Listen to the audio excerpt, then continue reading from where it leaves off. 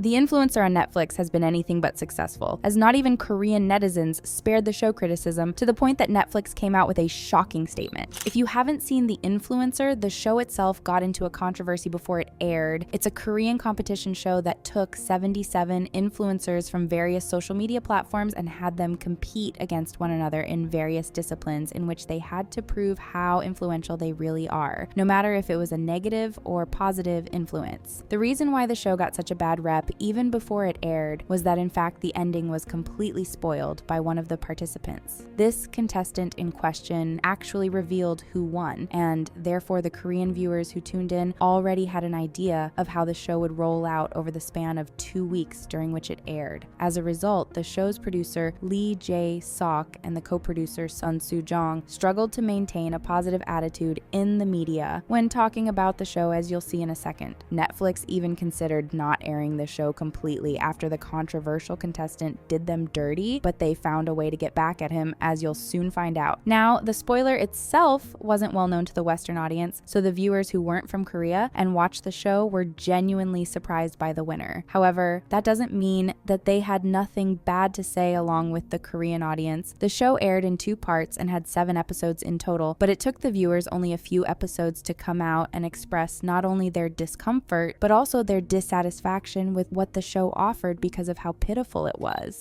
Before airing, the show promised to offer a glimpse into the life of Korean influencers, and so the final lineup of 77 contestants was made out of pseudo-celebrities from various platforms such as TikTok, Instagram, YouTube, and shockingly even Africa TV. If you have never heard of Africa TV, it's an infamous South Korean platform for streamers. That wouldn't be so bad if the platform wasn't known for housing some of the most controversial streamers from South Korea. The streamers from Africa TV often engage in suggestive and extremely provocative content, as could also be seen in the Netflix show itself. The show had pretty much everyone you could think of, from beauty influencers, gamers, drag queens, celebrities, and even adult streamers. The mix was so wild that when all these influencers entered the room, it was difficult to keep up with them. But it seems like the show was doomed to fail from the beginning. Netflix actually struggled to create the show in the first place, and at one point it looked like it may fall through, which would perhaps be a good thing in retrospect because of how much it damaged the platform's reputation. According to the producer, it took them 5 months to do the casting alone due to how many people they had to find. Since they needed 77 influencers, they had to reach out to twice as many people because many of the candidates turned down their offer and didn't want to take part in the show. The producer shared that when he was working on the show, he felt like he was working with 77 different producers because all of the influencers had different ideas and used their own strategies to get to the main goal, which was a prize money of 300 million Korean won. When the first 4 episodes were released on Netflix, the Korean public found the show obscene and horrifying to watch due to the image of Korea it presented to the worldwide audience. Many netizens dubbed it a national embarrassment and wished it had never aired. The sad thing is that the influencer showed a more or less real side of Korea's online world at the moment, as it's filled with controversial spaces and figures who influence not only the youth but also young adults. The influencers who appeared on the show had been in so many controversies and scandals that it's actually hard to even name them all, but what they mostly get traffic from is their shocking content. However, this content is not suitable for TV whatsoever, and so when the viewers saw a streamer shaving her eyebrows just for the sake of keeping up her live numbers, or saw Africa TV influencers take off their clothes and try on inappropriate outfits to get more likes, it left Netflix viewers in an utter disgust. One of the female contestants caused turmoil in the media after she was spotted hanging out with Bang Si-hyuk, the founder of the conglomerate Hybe, which houses the biggest Korean groups like BTS,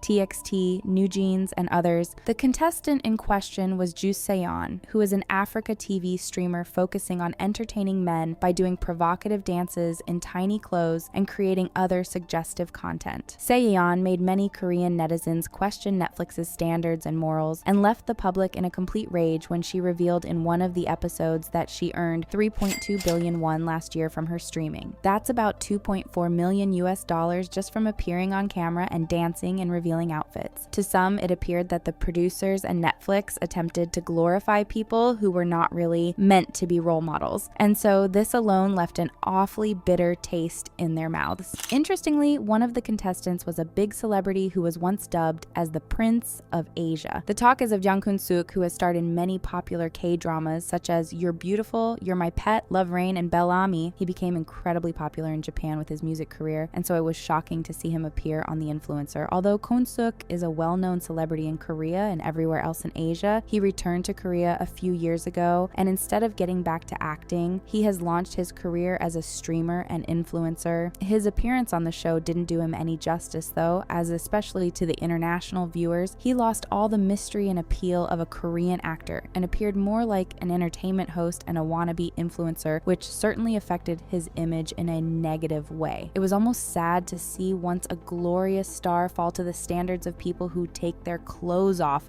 for a living. But as we've mentioned earlier in the video, the most shocking thing about the whole show is that one of the contestants spoiled the ending and ruined the experience for many people. The person in question is Oking, who actually won the show. In the unexpected turn of events, Oking was embroiled in a controversy regarding his collaboration with a company named Winners. This company was accused of fraudulent activities, and Oking tried to clean his image before The Influencer aired by stating that he had no clue what the company was actually doing despite working with them. However, the CEO of Winners came out to claim that Oking was lying and that he was trying to rub the controversy off just because he won the show, as he had shared with many people behind the scenes. As you can imagine, all hell broke loose. At that point in time, Netflix considered not airing the show, but since so much money was poured into it, they couldn't really afford not to do it, and so the production and Netflix's offices continued to discuss how to manage the situation. It was first suggested that Oking's appearance must be minimized and that his scenes must be cut to the minimum. However, that wasn't possible as he was the winner, and so if they cut his scenes to the minimum, viewers would be baffled to find out why he had won. So the next option was to actually denounce him as a winner and refilm the last episode again. But that would be too costly and would also lose its natural appeal. Therefore, Netflix has aired the show as it was, but that doesn't mean that there were no repercussions for Oking. On August 21st, Netflix released an official statement in which they clarified that due to the breach of contract, Oking would receive not a single cent from the winning prize and that his contract with them was rendered void after his controversial behavior that spoiled the show's success and destroyed the purpose of entertainment for the viewers. To be fair, the finale of the show was so poorly done that we are surprised that the producers went along with it in the first place. It was in no way good, and it lacked structure that would help make more objective decisions for both the audience and the contestants. Risabe, who brought her A game to the show, was a good runner-up, and it's safe to say that most international viewers, and even the Korean audience, rooted for her to win. She was the only female influencer who made it to the finale and also put the biggest amount of effort into her final show, while the male influencers did a lousy job. Since Risabe placed second, it seems like it would be fair for Netflix to hand her the prize money. Even if she didn't keep it for herself, she could still donate it to a charity of her own choosing, because she herself said on the show that she's actively engaging in multiple charities. Whatever the outcome actually is, it seems like this was the last time that Netflix tried to film a show with influencers.